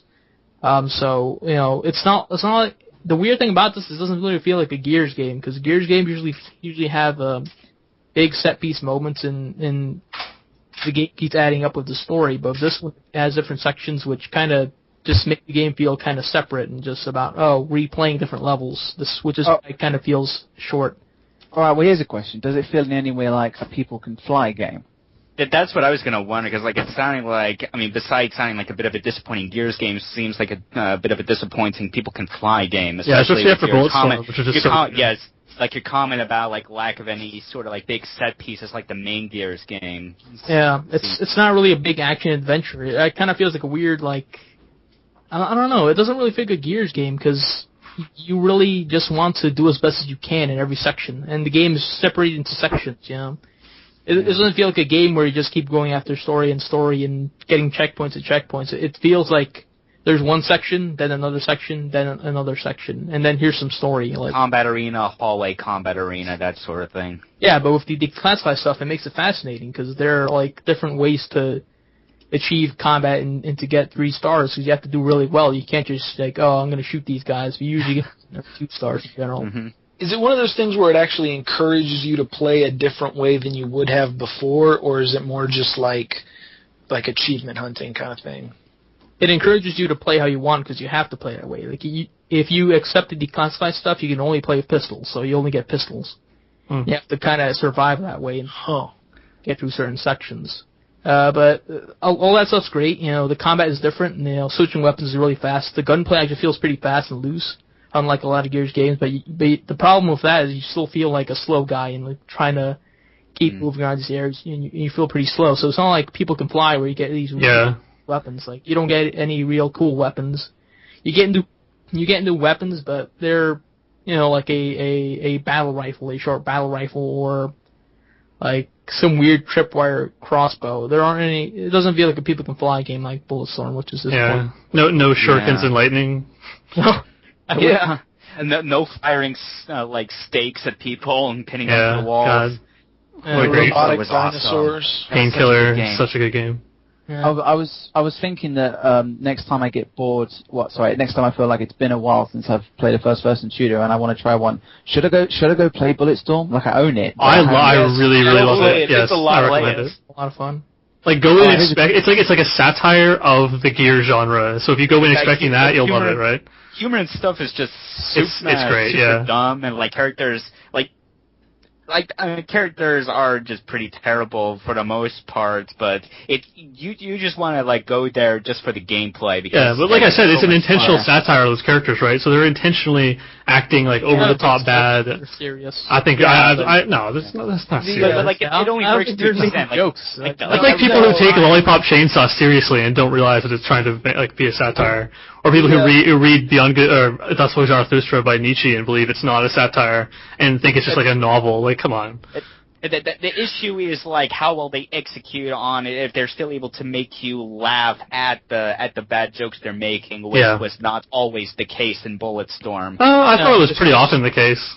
The half-man, half-robot character, I think his name is Ishii. Yeah, Ishii. He's one of the funniest characters I heard or saw that year. I thought he was hilarious. So you'll know what I'm talking about when you get there. Because he plays it the most serious. I know. He plays it like a robot. It's great. Yeah. Great the moment on the elevator, I'm sure you know what I'm talking about, is sure, so it's really good.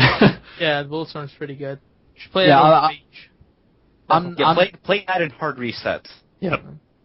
Oh, I've already played Hard Reset. That game is super short. Yeah, it's short, but it's fun for what it is. I especially liked like the Exile, like the DLC that was in the extended edition. Like those are like some really amazing sort of like sets that they created. I'll have to download that. I didn't play the extended version. Yeah, no, me neither. That definitely was a game where the world and basically that game has zero pretensions to a proper story, but it looked cool, and boy was it fun to shoot the guns in that. It's really good. They look great, especially shooting the guns and how they react. Yeah. I really like the way they did the guns as well. Like, they have the different types, you can like change them into different forms. Like, it was very cool. Yes. I was like a lightning mine plus shotgun guy the whole game. It was awesome. Yeah. I actually really liked the rocket launcher in that game. I'm always like the guy who's like, oh, I don't want to use my rocket launcher because I might need it later, and then I beat the game, But it's like Elixir Final Fantasy, right? You just never use it because you might need it for the final boss, and you don't use it. Yeah, because you got better things. Exactly. You just have a heal spell that uses 1/100th of your mana and heals your full health for every party member. You're like, well, guess I don't use a limit break with a legendary weapon or whatever it is, and then it's over. So Gears. We're strolling happily around We're strolling happily around the shooter genre, but I do have one thing to say about Gears of War Judgment, which is it kind of feels more like a business than a game. Definitely. It does. I think everyone came to that conclusion like pretty early on. Like same thing with like God of War Ascension. Like those are two games in the very same situation of being a stopgap. It is weird because I consider both Gears of War 3 and God of War 3 probably the best in the whole series. Cause I don't know. Like, I like Gears of War 1. I only played like the first. I think Gears of War 3 is just series, fantastic. And I like them a lot. I'm kind of a fanboy of Gears 3, but yeah. I like the fact that you can play as a chick, but like aside from that, I don't know. I just think it's the most complete story and multiplayer and horde mode is fantastic. So whatever. I'm a crazy Gears guy, but. They made a lot of good changes in Gears 3, and Gears of War Judgment just seems like a step backwards. Yeah, it does. There are a lot of problems in Gears of War Judgment that were in Gears of War 1 that they fixed in 2 and 3, and they just went back to it, and it was, which is kind of weird because isn't Judgment like set before 1? Yeah, it is. Maybe they. That is like the Uncharted Golden Abyss, like using the gimmicky motion sensing stuff for like walking across a log, just because that was in the first game. You know, if Kojima had made it, you'd probably think it was intentional, but I doubt they did that on purpose, right? Yeah. I can't help but think that hearing you guys talk, so enthusiastically about Bulletstorm, and obviously I know that there were a lot of people that were really passionate about Painkiller. Like, doesn't this just kind of seem like a huge waste of People Can Fly's time? Like having them pump out, especially after their leader left or whatever. Yeah.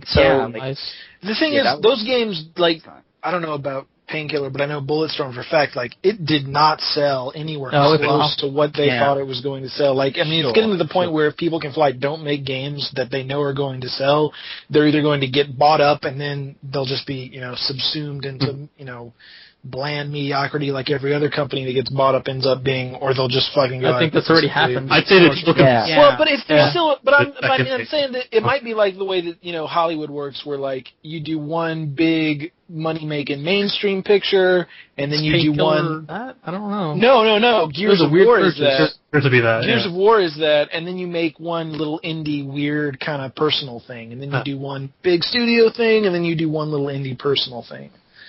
I mean, look, I think they intended Bulletstorm to be a big thing. It's destroyed by Call of Duty map making, and like it just doesn't look good, right? Yeah. Also, honestly, makes me wonder how Platinum Games is still going, because their games aren't, like I don't know. lighting the world on fire, yet they still manage. Well, it's the Mikami. You could probably do it. But all their other games, like Vanquishes and Max Anarchy, like that, those sort of things. So just going off the game feeling force thing. People with Fly. People with Fly. They were at PAX showing off the April 2nd update for Gears of War Judgment, and none of them looked too happy to be there. So, I take that as you will. They were in Boston. I mean, nobody's really happy. That's true. Oh. It was cold. It was cold. Everyone was wanting winter to be over. Right. Yeah, I don't know. Gears of War Judgment. Interesting things, but overall, it's not really a necessary Gears game to play, and the multiplayer stuff's disappointing because it only has 4 maps. That's 5 now. Yeah, 5. I haven't downloaded it, but I don't know. I'm kind of tired of it after playing 4 maps. I'm like, oh, this is... From what little I played of it, it made me want to play Gears of War 3 again. Yeah, me too. I'm already level 50, so I don't really know if I want to play that. But yeah, Gears of War Judgment, not really necessary to play. I didn't like the multiplayer at all. Yeah. So have you played? You said you played a little bit of God of War Ascension. I don't really care about God of War games, period. But I thought the multiplayer actually seemed kind of interesting. I don't know if you've tried it. Yeah, I haven't played it yet. I mostly just played the. I'll ask you about it when you do play it, because I'm definitely interested in. Like, if the multiplayer is interesting, I'd like to, check it out. I don't care about the single player at all. If I'm gonna play an action game, I'll play Dark Souls again for the 50th time. So. If I'm going to play an action game, I'm going to play something with more in-depth combat than God of War. Yeah, that definitely. Well, God of War has a lot of great set pieces, so I don't know. But Ascension definitely doesn't really. It just means like, hey, we didn't design a good game. Look at this stuff. Like, obviously, I'm not trying to dismiss every single game that has giant set pieces that are cool. Kind of are. I don't know. But it's like, pretty fucking famous. I'm definitely value in something different, but it's not what I wanted the game, right? But yeah, like, at this point, Make Cry 3, I don't want mash the X and Y button alternately to get heavy and light attacks, Oh, sure. Yeah, it's like at this point, just because we are like, it's several months away until PS4 and probably like the next Xbox coming out, that I am. Yeah, I get it. I didn't buy it myself, so I'm not really defending anything. More than anything, like not just with like games this generation, but more specifically like just I guess Western games. Like I'm just hoping that they can get to doing something different. Here we go again. Here we go again. Well. But no, this isn't just about Neptunia, okay? This also has to do with Rising. But it's like great, another game. It was like after, like the only game from that was not made in Japan that came out this year and I played was DMC, and that was an underwhelming game for me. I like DMC a lot, so I don't know. But like, play 3 though. If after that, like the idea got into my head just looking at the games that were coming out for the next few months that I was like, probably it would not be a bad idea just to play some Japanese games. Yeah, because it's been a bit of a while, and I could go for something like a palate cleanser. Mm-hmm. And Metal Gear Rising was awesome, and the game that shall not be named I enjoy. And looking at the future, like I'm going to be playing Monster Hunter in May, and then during the summer, there's Project Cross Zones coming out on 3DS. I'm really excited for Cross Zone. I'm a sucker for crossover games, so I'm interested to check that out. And then of course Shin Megami Tensei 4. That'll be out in July. Oh, yeah. It's just that the only other Soul Hackers as well, right? It's BioShock Infinite, but that's it. That's all I can really think about. Everything else is just Japanese games. Right. Yeah, I'm at this point where I honestly can't remember the last time I played and really enjoyed a Japanese game. Me too. I'm trying to think. I can't remember either. Yeah, me neither. I have been looking forward to The Last of Us in GTA 5 though. Nope. Yeah. Well, it's nice to have the split between Western and Japanese interests, right? Because that way we can actually talk about it, not just all like the same thing. Because obviously I have more a Japanese kind of focused interest as far as games go. I go either way. I've heard that about you. I know. But again, it's only I'm going for the Japanese stuff just because I feel like it's been a while since I've played a good chunk of it, and it's like a good palate cleanser. Especially because there were things in DMC that kind of triggered that thought process, specifically during missions or parts of missions where you were not doing any fighting or you were not doing the things that I come to character action games for. So stuff where you're having to follow characters. Well, DMC is barely a character action game in the sense of Revengeance or DMC 3 or even DMC 4. And that's what let me down the most. I think it's a great game and it's fun, but it's not even on the same category as DMC 3. It's a decently made game. I can definitely the best thing I can say about it is that it is the best playing game that Ninja Theory has made. Yeah. But everything else just did not excite me. Actually, on the topic of DMC, Virgil's coat, I fucking love Virgil's coat. It's so cool. Oh, it's like the I love this do not bring up the shimmering blue and black on his coat. Looks so nice. I want that coat. If anyone anywhere ever knows where I can buy that coat, I don't care about the price. I'll buy that coat. I'm sure Kotaku will post somebody cosplaying of it. Going back to the Japanese games, if there is going to be a resurgence of Japanese games, I want to see more things like Tokyo Jungle and Vib Ribbon and less JRPGs. Thank you. You probably never get another Vib Ribbon. Never. Can't we have both? Games out there, right? Can't we honestly have both? I'll them come over here at all. And let's play another Tales game that sucks probably. Yeah. Jeez. Well, a lot of the Tales games are actually excellent, gameplay-wise and story. Whatever. I know I've played a lot of them, but I'm just tired of it. Besides the quirky stuff like Neptunia, the one JRPG franchise that I really care about is Shin Megami Tensei. That series and all its spin-offs, Persona, Digital Devil Saga, that's all. Those are the ones that I really care about. I really love Persona 3. Digital Devil Saga is a Final Fantasy game, except with Shin Megami Tensei trappings and better. So, I just want to make one thing perfectly clear. I am perfectly happy for the notion of me getting back into Japanese games because I have certainly seriously loved them. Actually, I think maybe one of the last Japanese games that I really loved was Tales of Vesperia. I thought that was an excellent game. I really enjoyed that as well. Yeah, and Vesperia's pretty awesome. So I certainly kind of feel like you were saying, Alaska, that maybe I'll just decide that enough is enough, and I'll feel like something new and something different, or at least something that I haven't had for a while, and maybe that thing will be Japanese games, and maybe heaven forbid 6 to 12 months in time I'll be chatting with you guys about whatever game we're pretending not to talk about that Fat Mac and I don't like. I don't even know. I'm not even listening. It's not even he doesn't like it. At this point, I don't blame you. Maybe in 6 months, Japan will totally change their national cultural identity and way of doing everything in 6 months. That might happen. Yeah, probably not. Well, like I talked about a couple weeks ago. You're basically asking them for them to be boring, aren't you? Well, it doesn't matter whether it's boring or not, but a game doesn't need to have 12-year-old girls, obviously.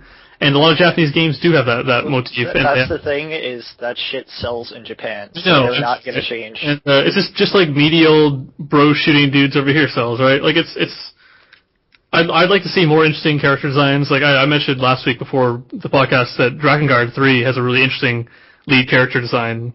And I'd like to see, I am already in love with... The mentioning of Drakengard in the last few weeks has got me, seriously thinking about checking out those games. Don't play them. So just check 1 if you're going to play them. 2, not as good. 1's worth it for the story. And the thing with Nier is that is basically a sequel to one of the endings in Drakengard 1. Drakengard 2 is the sequel to ending 1 of Drakengard 1. Nier is the sequel to ending 5. If you like the sound of that, then you're gonna love these games. If you think it's stupid, I just know that Drakengard 1 has a very dark and surreal storyline, and that has me interested. If you really want to get into Drakengard, I would recommend looking up the really good Something Awful Let's Play of it online. Because then you get everything you need to know about Drakengard without having to suffer through it. So, I also recommend if you have any interest in Nier or played Nier, you should read Grimoire Weiss, which is the companion book. It's been translated online, and it's just excellent. There's a lot of cool kind of short stories and extra content. Yeah. I think we're done talking about games to play this week. So you didn't play anything else? See you next week, Japan. Yeah, probably Japan. You didn't play anything else this week, Fat Mac? Nah, just Gears and a little bit of God of War. Some iOS games, but nothing really worth discussing. I think at some point I'm probably going to need to talk about my Crusader Kings 2 love and addiction, but that's probably going to... These have gone on for a bit long now. Let's get to the stuff that's been happening, news-wise. So all I'll say is that Ridiculous Fishing deserves some sort of Truth in Advertising award. Yeah, and that game is... I'll play that when it comes out on Android. Unfortunately, I have no iDevice, but I would love to play it. So. Yeah, it's pretty good. I'll play it when... Nah, actually, I'm not going to play it. I have no interest in mobile games. I just went on this little... Except maybe The Room, since since now on Android. Yeah, The Room's awesome. It is. It's really short, though, but it's awesome. Really fun. It's awesome. It is awesome. It's really fun. I just went on this little run of checking out some iOS games, so I downloaded a bunch of stuff, including Real Racing 3, which I haven't tried yet. Turns out a pretty decent Choo-Choo Rocket. Is Real Racing 3 don't need to pay for fuel? So no, you don't have to pay for fuel. You do have to pay for. I was playing it last night. I just saw the generic comic, so I don't know. Yeah, you do have to pay for repairs, but once you get 2 or 3 cars or so, it doesn't matter because when you're repairing one, you're driving another. Okay. So that game is free. That's why I downloaded it. So I'm gonna see how I feel about the microtransactions. I can generally deal with some of that stuff. But I've heard some real rotten things about Real Racing 3's business model. So I'll be curious to check that out. All right. So what are the current events in gaming, if anyone has them covered? I heard Star Wars 2 Evolutions. What? U2 Evolutions, yeah, that's one. They look super dumb. Is now the time for us to talk about all our LucasArts nostalgia? Because that kind of seems like all everyone's been doing this week. So I actually have... that's probably bigger news. I actually have no nostalgia for the point-and-click adventures that everyone was raving about. Yeah, I played, I don't know how many hundreds of hours of X-Wing and Rebel Assault and TIE Fighter and all those... TIE Fighter. Those kind of early 90s space play, or flight, not flight sim, but X-Wing and TIE Fighter is what I'm doing. The only point-and-click adventure game I played from them was Grim Fandango, and I enjoyed that a bit. And it's kind of hard because I think that's the only LucasArts games I've really played. The other ones that had to do with Star Wars, which obviously had their involvement. The Rogue Squadron games were a ton of fun. Yeah, my initial, my earliest LucasArts game experiences, Rogue Squadron was fun. Although I did Rogue Squadron 2 on GameCube. That was a really impressive game. I didn't actually play so much of that one. The Nintendo 64 one was my main jam, and I actually put that game. We dusted off the Nintendo 64 the other day. Not aged well.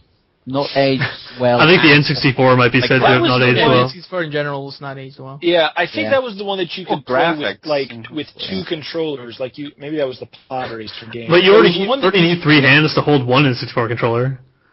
Well, but that was the thing. You could hold you hold 2 controllers or 1 controller in each hand, and both move the analog sticks. I don't know if that was really games that really come to mind with that sort of setup are GoldenEye and Perfect Dark. That was the thing that I just remember seeing in the control options and thinking, who would play it this way?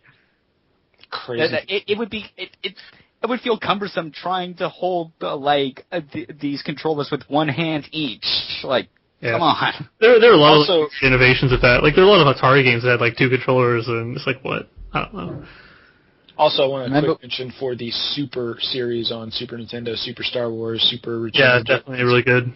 Great games. Great games. That and Grim Fandango are definitely the only ones I really had any interest in. But yeah, I wasn't a PC guy in the 90s, so all that stuff passed me by completely. But I think we need to differentiate between what LucasArts means to people as sort of this nostalgic name attached to these sort of legion of... And compare it to what it was for the last few years before getting shut down. Yeah, which is basically shut down already, right? Yeah, we're pretty much not going to get Star Wars 1313 at this point now. Probably. I bet we might. Well, the deal is they apparently rebooted that not that long ago, and then it was going to be about Boba Fett. So there's probably two half-finished games laying around. It would still basically have been about guns and not really about using the Force or anything, which is a smarter game design decision because of how overpowered the lightsaber is in the whole series. That trying to make a game around it is hard. It is. Also, The Force Unleashed kind of showed that it's really, really hard to use Force powers Dark Force kind of Yeah. I mean, all the crazy sort of tech engine stuff aside, just to goof around with, lightsaber combat, was just a regular hack and slash, and then the Force power stuff was janky to use, even if some of the results were a bit funny. You're supposed to feel super empowered when you're using the Force, not like you're trying to fight it. Yeah, I guess that's kind of what I was thinking of the crate like Gordon Freeman with the gravity gun, right? But yeah. That's.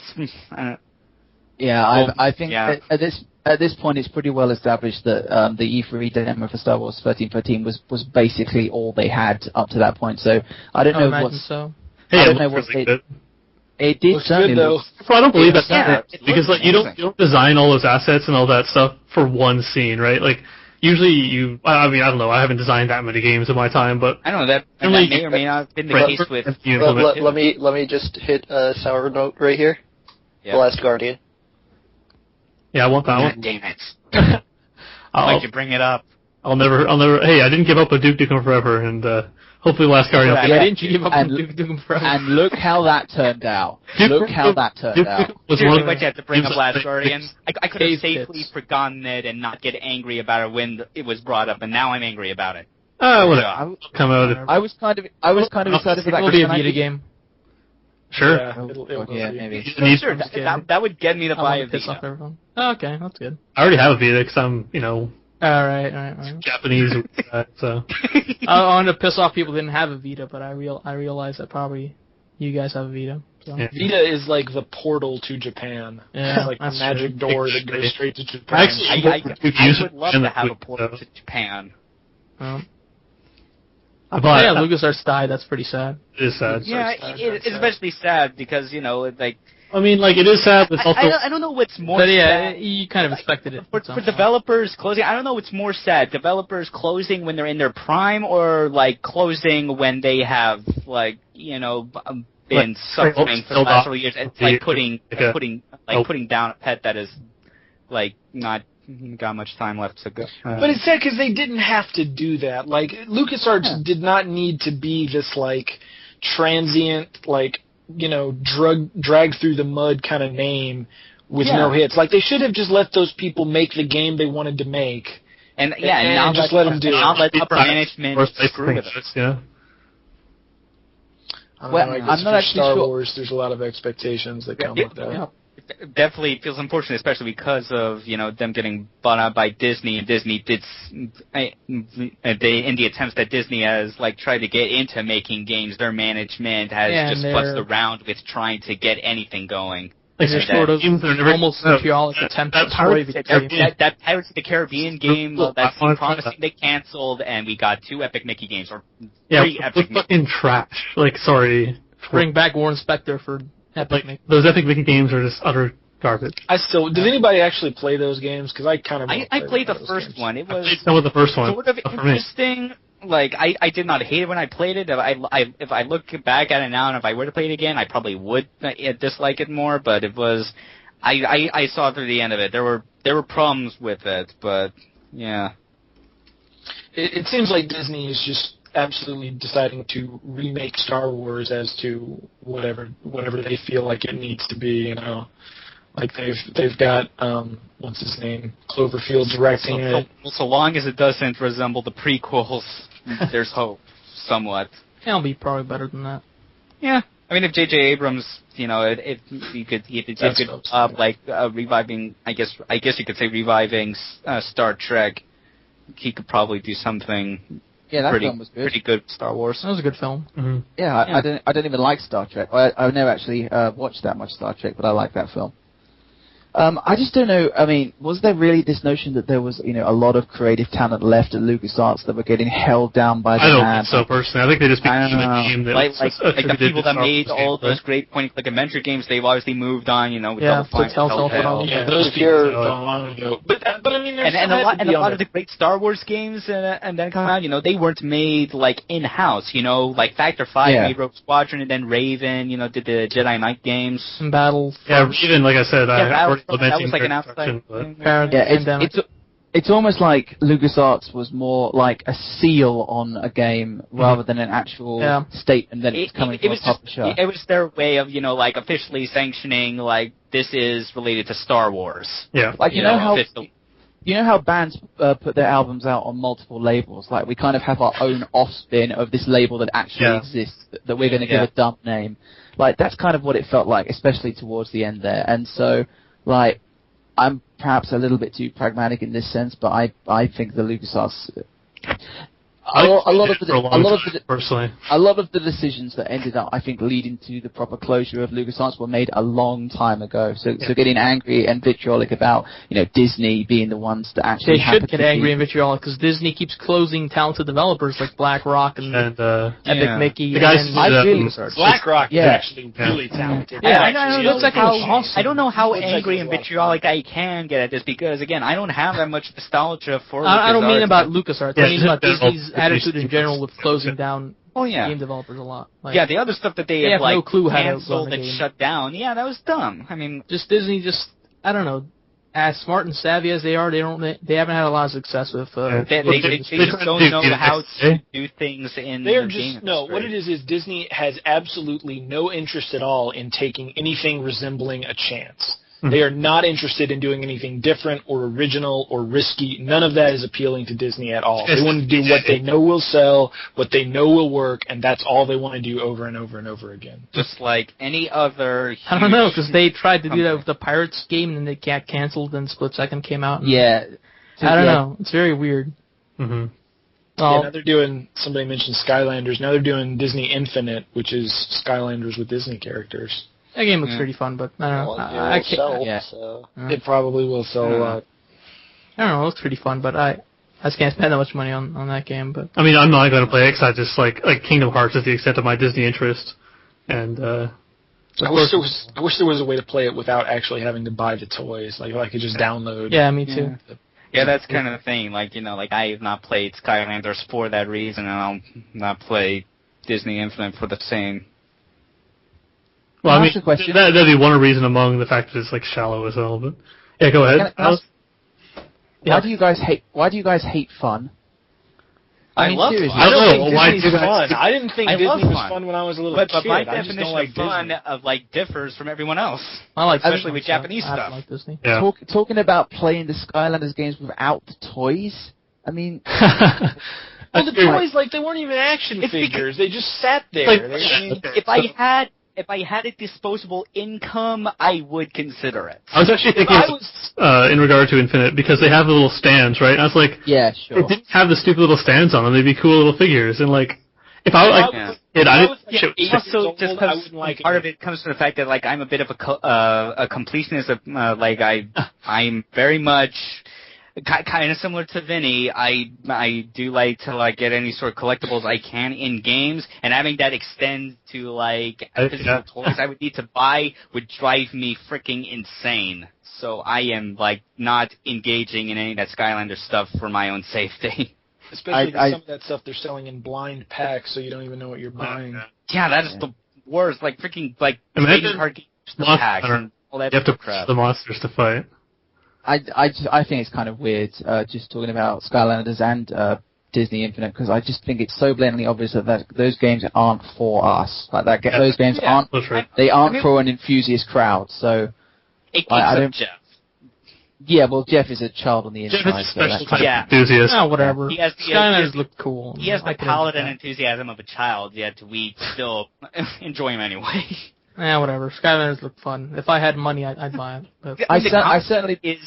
I don't think the concept is smart from a business standpoint. It is. Oh, it's brilliant! I can't believe it took them this long. Concept as all the other like old TV shows that have toy tie-ins and all your Transformers and GI Joes and all that stuff. And totally Transformers not done this yet. That's the other thing. Yeah, that is crazy. Yeah. I think if I was a child now, I was 10 years younger, I would probably I'd be super into Skylanders and Disney Infinite. I probably would too, maybe.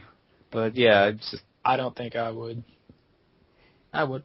I really don't think so. I would look at those if I was 8 and I would be like, you can't move them. They're not even. My Snake Eyes is more action oriented than this crap. Like, no, but they feed into the video game. Yeah. Then just let me download the thing. That's what I'm saying. I don't have an interest over my physical collection of stuff with video games, right? Like, and I say this as a guy who owns probably 100 Transformers. Yeah, like have a portal, some of which cost more than $200, and like I don't want them in the game. And have it digitized. Like after you purchase it digitally, it'll like digitize the figure into real life. No, it connects to MakerBot. It works the other way. You download it's DLC, and then it connects to MakerBot, and MakerBot prints it out. 3D prints it out. Okay, all right. But the digitizing stuff sounds cooler. I like we were talking about a game that we're probably never going to play. Yeah. That's exactly what I'm saying. That is what the internet is based on. That is what else happened this week? I don't know. I mentioned the Pokemon stuff. Yeah, is there anything to say about Ouya? Like, I just don't care about Ouya, but like, I'm really interested in it, but everyone said the controllers sucked, so I did not care about Ouya at all when they started their Kickstarter. The conclusion seems to be get a Raspberry Pi if you want something like that, and I'd love a Raspberry Pi. Yeah, me too. If they were sold out. I don't like raspberry, but I'm good with pie. Could I get it in chocolate? No, you can only get it in bit. Does it play games? And this is why I prefer cake over pie, even with my attempts to actually enjoy pie. Do you want to sit on the cake? That's the real question, right? And with that, we should probably stop talking. That was pretty weird. Like, they all seem to kind of accept that, but like, what the fuck? It's an old story by now. I guess, yeah, for them it's probably like old news. I mean, I was like, excuse me? Like, I get it, I guess, from like a burlesque show perspective, but, I don't think there's actually been a burlesque show when somebody sat on a cake. I just want to point that out. I think it's more like... No, it's definitely a thing. No, trust me. Really? Well, so is stepping on things with high heels. Yes, and like pushing down the gas pedal of a car with high heels on. Like those are both things that people are into. Like I don't know, man. I don't know what you Canadians are up to. So. Man. It's not Canadian, man. I mean, like I've been into plenty of weird stuff, but that's not my personal taste. My personal taste is Xenosaga. I'm into flushing pies and cakes down the toilet. Yeah. So tell me about this Pokemon thing. I am a old school Pokemon fan. Because we need to kind of. They're new evolutions for Mewtwo, and they look super dumb. One of them looks like a crossbreed between Mewtwo and Jessie from Team Rocket. The other one looks like a crossbreed between Mewtwo and the GameCube controller's handle. Wait. And has dicks on its thighs. Mewtwo already kind of has dicks on its thighs. Hang on a second. They made 500 new Pokemon over the past however many years, and now they decide to make an evolution for Mewtwo. Yes. Yeah. Is it a new Pokemon or is it Mewtwo? It's new like evolutions for Mewtwo. What's the name of it? Does anyone know? Is it Mewtwo? I don't know. I don't know. Probably something Mewtwo? dumb like Mew3 or whatever. Mew3. It's got as much personality and idea as like a DeviantArt creation or something like that's. Oh come on, man! You would have thought that they had become Sonic Team at that point with just how lazy the design is. That is low, man. Let's say things we can't take back. Yeah. Dude. It's so... This guy means business. Yeah. Comparing Big the Cat. Game Freaks to Sonic. Is it just called Big the Mewtwo? Mewtwo? Oh, God. So, yeah, we should probably stop talking. Yeah, I guess it's... Yeah. Well, if you have complaints about, I don't know, that Japanese game that he's talked about, please email us at giantbombcommunitypodcast@gmail.com. You're an asshole.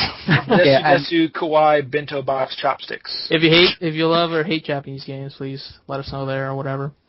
But and Nick, I am serious about discussing with you, like, outside of this podcast about Neptunia. Yeah, sure. I can't do it today, but add me on Steam or something. I don't know.